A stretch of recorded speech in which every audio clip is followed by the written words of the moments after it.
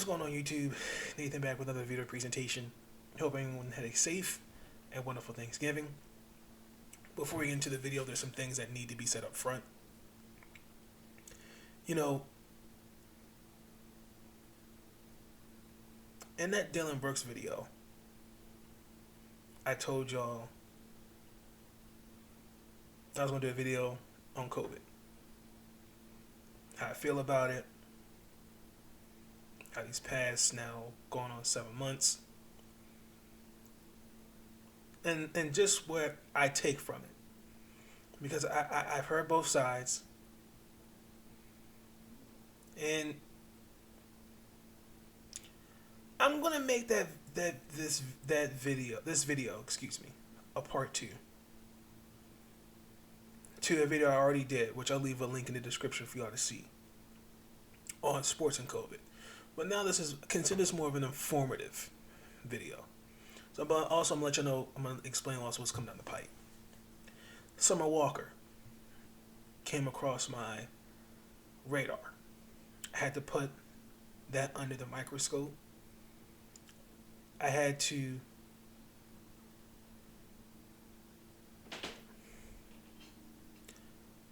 make sure what I saw on her Instagram, it really, and I'm just gonna, I'm not gonna give y'all too much. I'm just giving y'all a taste test of what I'm talking about. What she was posting, what essentially her and London on the Track have broken up for 30th time.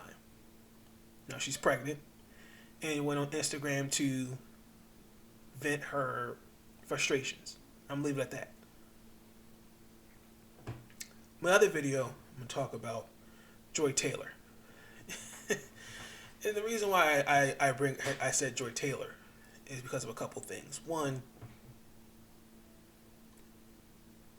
her being on Twitter the past few days really kind of, going off on these men, us as men, about a sports take that really not that she's talked about, that has been brought up on pretty much every sports network, that I find to be profoundly ignorant. And I'm gonna get into why I think that sport take is ignorant. Like I said, I'm just giving y'all taste tests for these videos. And then also, if I can say this, in that Summer Walker video, I'm also going to tie in to something I saw on a video with T.I. and T.I. talking about why that women do prefer to date. They prefer to date guys with options as opposed to dating a guy with no options. So that's Summer Walker. That's going to tie in with the Summer Walker video a little bit. Now I want y'all to, again, and I got y'all, okay. Then another video I'm gonna talk about. I'm really disturbed to see the way people, particularly with the times that we're in right now, to see how people can take advantage of people, a situation. They expect you to believe that their word is their word, and people don't think of the consequences.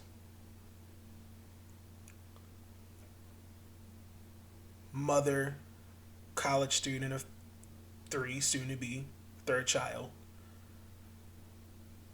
lied about being abused and finessed $160,000 off people. I'm leaving it at that. Those videos, I'm gonna get those out by the time this video is uploaded. They would have either been premiered, or they're premiering, or they're being uploaded. So you should get those videos by sometime tonight, early Monday morning. Let's get into the video. As you see the title, yes, I'm talking about what I feel, how I feel about COVID. 7 months ago, if you when you asked me, if you asked me, did you think this would last as long? I would have told you guys, absolutely not. It would not have. Simply because we didn't know what it was. We thought this was just something that would be gone within a couple months. But to see so many lives lost and so many affected, not just on a emotional level, but social, economic, physically and mental level. You know, when I look at COVID has dramatically changed the way we live. You know, just this past Thanksgiving, up front with y'all, as y'all say, like I'm keeping it 100. I was not in the mood for Thanksgiving this year. I was totally not. My birthday's coming up soon, and to be quite honest with you, I'm not. I'm happy that it's coming around the corner, but I'm not really in the mood for it this year. And then there's the holidays. I'm not in the mood for that neither. Simply because what COVID has done. I think COVID has shown me a couple things. COVID has shown that we have to be more accountable.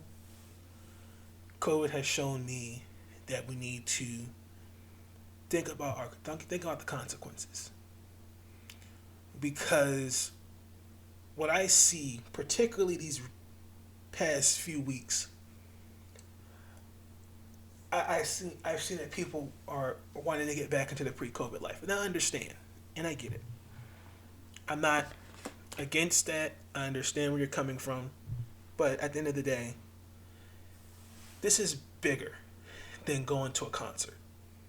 This is bigger than sports. This is bigger than, as you may think. Lives are being lost. Lives are being affected. People losing their jobs. People having to take pay cuts. People being afraid that they could potentially have it. People are afraid to go outside their doors. This is what COVID-19 has done to us, not as a country, but as a world. This is what it's done. And what's funny, and I'm gonna be careful. I'm gonna tiptoe around this because I want y'all to understand. We have people, and for the most part, on social media, particularly YouTube, Spotify, all these different websites where you hear people's opinions about COVID, how they feel about it. We're all taught not to fear things in life. We're taught that. We have to face them. We have to fight the fears. We have to do what it takes to not be afraid. But when you have, for example, the current administration, when you have the current president who was, of course, who tested positive for COVID, virtually for months, not put the American people's mind at ease, not really saying, listen, this is what's going on, this is what we have to do. Completely opposite. Now somebody's going to come back and go, well, no, he X, Y, and Z. No, you're not. You're listen to what I'm saying, please. I apologize for that in the background. When you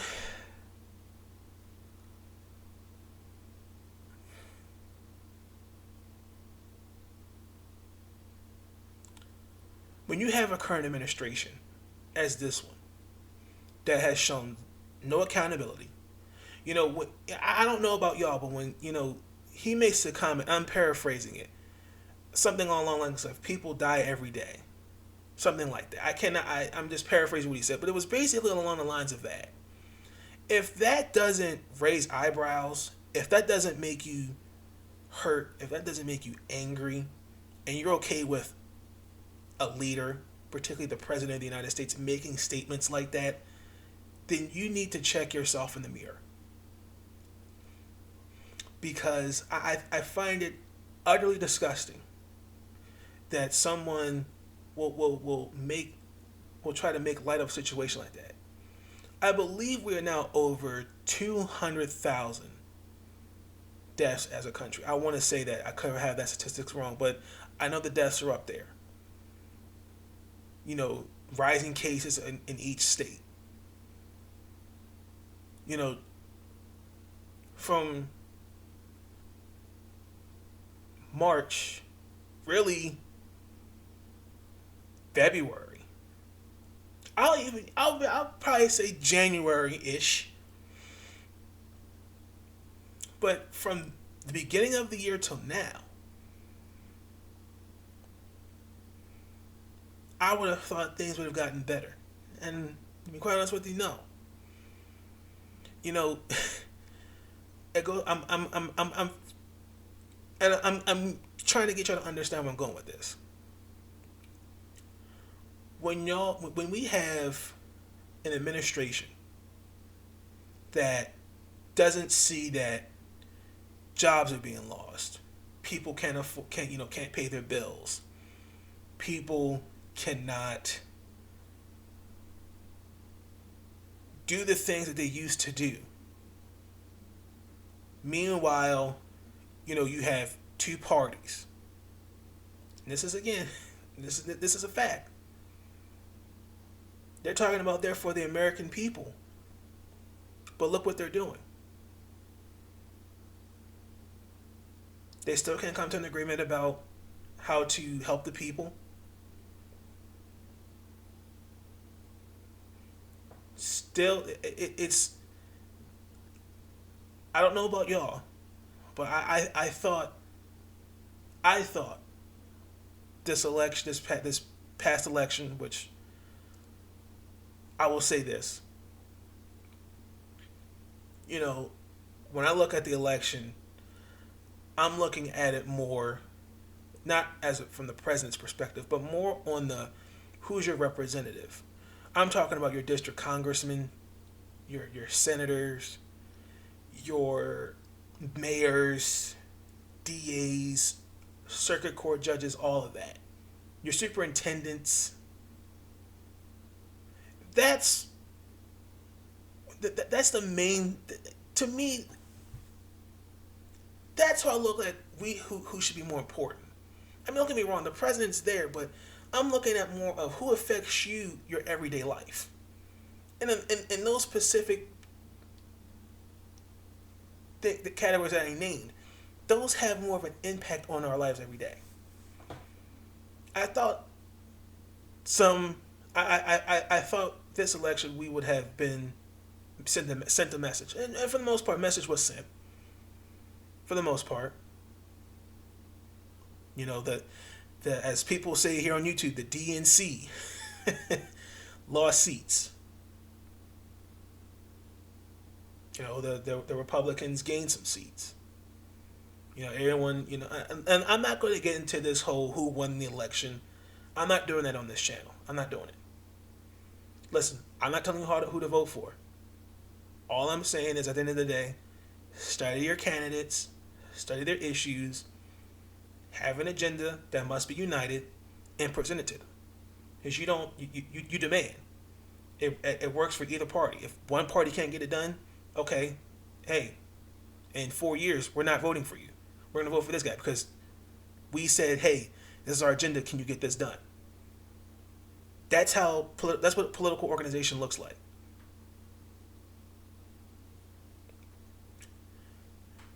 Now, when I look at what COVID has done in the media. You see, I think this is what we have to understand.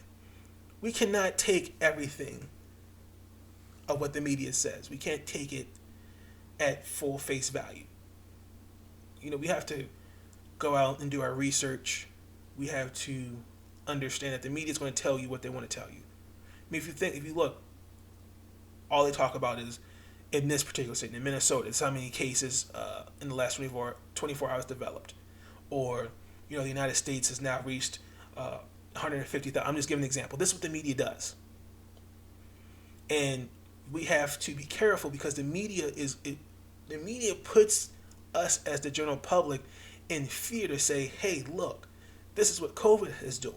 That when I made back in June, I believe it was, with the Kemar Silver Red video, not just him, but other athletes that couldn't control their lustful temptations, and particularly when you have a league that has no bubble system. Okay, that woman he brought into that hotel, we don't know if she could have had COVID. We don't know that. But the point I'm trying to make is that the media is going to create this narrative and saying, hey, listen, see, these guys are bringing in people that could potentially have COVID, and the cases multiply where he could get sick, he can infect others. See, not smart to play football. This is what the media does when it comes to, for example, the holiday travel this year, from what I'm understanding, was high. It was still the same. People, for the most part, carried on with their holiday plans. I hope people stayed safe. I hope people followed the guided recommendations. But at the end of the day, the media is going to tell you, hey, you should stay home. Or you should do this. All I'm saying is that you have to not take it at face value. Now, I'm not saying that go ahead. I'm not advocating for you to break the rules. I'm not doing that. What I'm saying is that you have to stop and think and understand. If I invite, for example, at Thanksgiving, if I invite 20 people over, out of those 20 people, one of them could have COVID. See, we have to start thinking like that. Instead of walking around and going, well, what's the big deal? He gets it, I get it. When you have, for example, and again, it goes back to what I'm saying. When you have leadership at the top that fails you, it doesn't put us as a public. Because at the end of the day, we as the public, as a nation, we are the ones that are suffering from it. Even though that he had it, we're the ones that have to deal with it. Because it affects our everyday lives. Again, when I say with people losing jobs, people have pay cuts, their hours are getting cut, can't put food on their family's table. So many different things. I'm going to give you an example. In Houston, Texas, where I want to say it's El Paso. I could be wrong. I know it's in Texas. I can't remember the city. But they're hiring people for helping with dead bodies. Because the numbers are just going up of those who died. That's scary. But what's really alarming is they interviewed a 17-year-old. It's a 17-year-old. He's a senior. And what was alarming when he talked about, he said, my focus is on graduation. I'm paraphrasing what he said, but he essentially said along the lines of, well, I'm graduating. My focus is on graduating, and then getting a job to help, around the house with helping my parents pay bills and put food on the table. This is a 17-year-old, who, you would think his focus on, okay, what college you have colleges in mind, and, what's the next step? He's 7. Don't misconstrue what I'm saying. We all know that there are people, kids his age, 18, 16, that have jobs while in school. But to come out of high school and immediately go, I have to help my parents with bills and put food on the table. It's a 17-year-old because his parents have been affected by COVID. You see, the point when I'm and what all that what I'm saying is this: we have to really take this serious. Is you don't know what's going to happen tomorrow, what's going to happen next week, next month, next year. You don't know. We don't know that. But when we have people in our society that are telling you, you don't have to wear the mask. You don't have to social distance. You don't have to do those things. Break the rules. It's okay. And not think about the consequences. How many potential people they could put at risk. I'll give you an example. This was, I believe, early March, early April. It was a woman. I believe she's a hair salon owner. And she had talked about how her civil rights hasn't been violated because she can't open up her salon. That's nothing to do with civil rights. That's like that. Because she feels as though she can still open up for business, even though I understand the economic impact it's going to have on her. Because she still has to pay rent for that building. She still has to pay for the lights. I get all that. But we have people that in the beginning were saying, I don't care about this. I'm still going to do what I want. Come down with it. And then go on one of these networks in front of a news anchor and tell you, well, we need to take this serious. But they're the same people that were telling you and me that we can do whatever we want.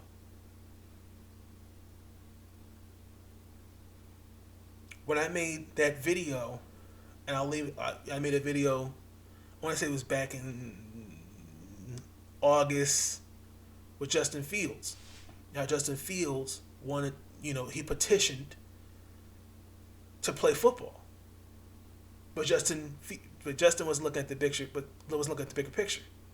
When you have college students that are on campus throwing a college-wide party, and students got expelled.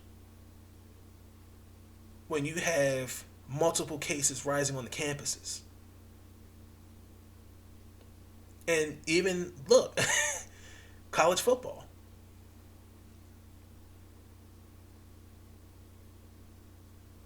And I'm gonna get into into that with the sports, but just stay with me. But as I'm saying, I said earlier that we have people that are on social medias like YouTube, Spotify, these other websites where they're telling you certain things. I'll give you an example.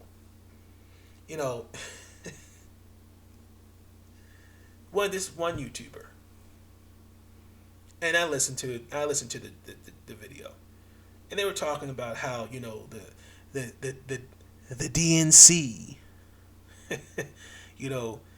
they're responsible for this. They're responsible for the election being rigged. Different things like that. But failed to not acknowledge that, it's a two-party system, for one, that both parties can't come to an agreement on stimulus. Even though we have politicians on both sides doing whatever they want to do, not adhering by the protocols. And again, it goes back to what I'm saying, holding people accountable. When you have a politician that goes into a hair salon to get her hair straightened out, or his hair's cut, and then come back and said, "Well, the media's attacking me," but you went to that salon. When you have celebrities that speak out about how they want to move away from a certain state. If you're not know, I'm talking about Matt Leinart. I'm gonna use Matt Leinart for example.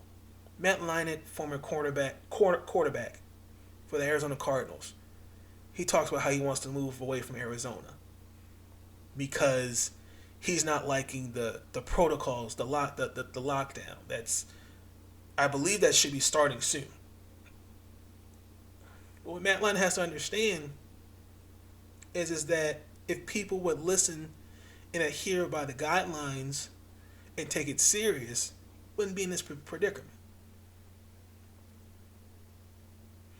Also, too, I let's just call it what it is. When I hear guys like Dr. Anthony Fauci and other top doctors and scientists, I take it with a grain of salt because for the most part, some of them have contradicted what they have told us in the beginning of the year. You know, some were saying, well, the vaccine's not going to come out till next year. This is only going to be available to those who can get the vaccine. See, again, it goes back to what I'm saying. You have to listen, but do the research when you hear these guys talk about COVID, talk about how to prevent it, different things like that. Because some of them have gone back on what they've said. Some of them are justifying why it's necessary, why we shouldn't go back into lockdowns, why we shouldn't go back into it. It's all out there. Do the research. When you look at, particularly, now I'm going to touch into the sports part of it. For the most part, I look at the NBA, for example. The NBA handled this well. They had a bubble system. Even though I was not a profound fan of them allowing players to leave the bubble whenever they felt like it. I felt like there should have been stricter. There should have been a strict fine. I think a game paycheck should have been sacrificed. I felt as though that, okay, you need to give me a general reason of what's going on. The WNBA, a few players one particular player, Brittany Griner, for example, she left. From what I'm understanding, she wasn't comfortable from the get-go of really being there. I can understand that. But when I look at Major League Baseball, and I touched on Major League Baseball and the NFL, particularly now with football season, I was really looking forward to this Ravens-Steelers game. The Steelers looking good this year. Ravens are not the same team from last year. We know this. And that game's canceled and is postponed to Tuesday because the Ravens now have 20 cases. And I had a side note. I was on Twitter, and Juju Smith-Schuster had basically, I'm paraphrasing it, was going along the lines of saying, how can the NFL cancel this game because they can't, they can't keep those that are COVID, that are testing positive, or those that are coming into the training facility with the virus in check. But then I looked yesterday, and a couple of their players tested positive. A couple of their coaches too. You see, that's one thing I thought COVID would have shown. Would have shown more, humanity, respect. It would have shown. I thought I would have seen it. And don't get me wrong. There are cases like that. There are many examples like that. But when you have someone that comes out and makes a statement like that, and we found out what happened. There was a staff member that for the Baltimore Ravens that that had it and didn't follow the protocol. So that person was dealt with. But I get it because there's this the Pittsburgh's 10-0, and they believe they can go 16-0. Well, at this point, they can go win. They can not lose a game. They can go winless the rest of the season. I get it. I get why he would make that statement. But see, when you make statements like that, you should be careful what you say. But when I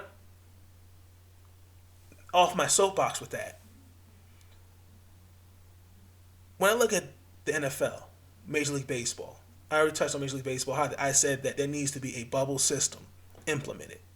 The same thing with the NFL, and I'm talking about the Players Association, owners,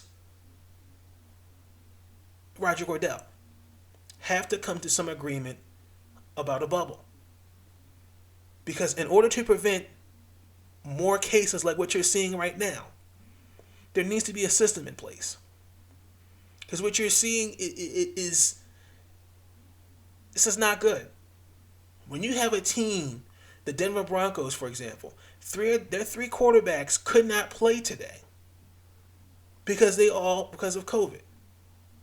They had to bring in a wide receiver that was a former quarterback at I want to say it was Penn State.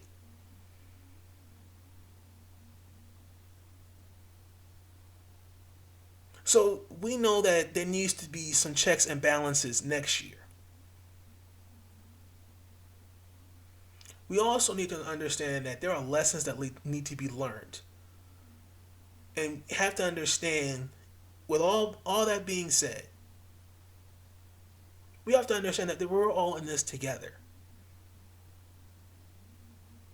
When you have people that are telling you, don't do this, don't do that, think about the consequences first. And think about what that may do not only for you, but the person next to you, the person, your neighbor, your mother, your fiance, your brother, your best friend. Because somebody on a social media tells you, don't wear the mask. Don't social distance. It's okay to break the rules. Think about that for a second. Think about the consequences of that. We're all in this together. You're scared, I'm scared. Well, let me rephrase that. You just don't know what it's going to what tomorrow brings. You have to take it one day at a time. We all have to work together, and we will get through this. Now, COVID is also, too, I'm going to touch on this in another video, but COVID has shown a lot more. COVID has shown from a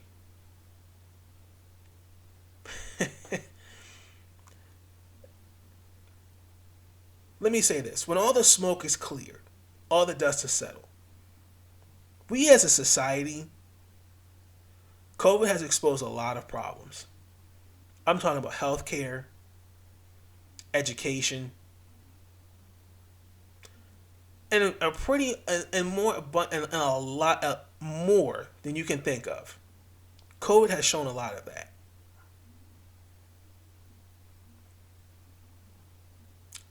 But at the end of the day,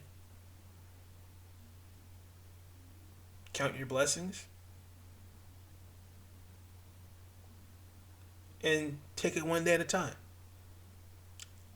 Understand that we're all in this together, and we will get through this. Don't think this is going to linger around for the rest of our lives, because it's not. We will fight this. We will get past this. This has been a shitty year. Please, I understand it has been one shitty year. Did I believe something like this would happen last year? Absolutely not. But what COVID is showing me what I can do better as a person. And what we can do better as a society. There are different things that we can be doing to help not improve each other, but as a society to help and grow and mature our society, our each other, and make this a better place, the world that we live in. That's what we should be doing. But I talked long enough. I hope everyone enjoys the rest of their evening. Like I said, be prepared for those videos that are going to come up. Hopefully, like I said, I'm going to get those out to y'all. They'll be premiered tonight, early tomorrow morning. But until then, peace. Stay up, y'all.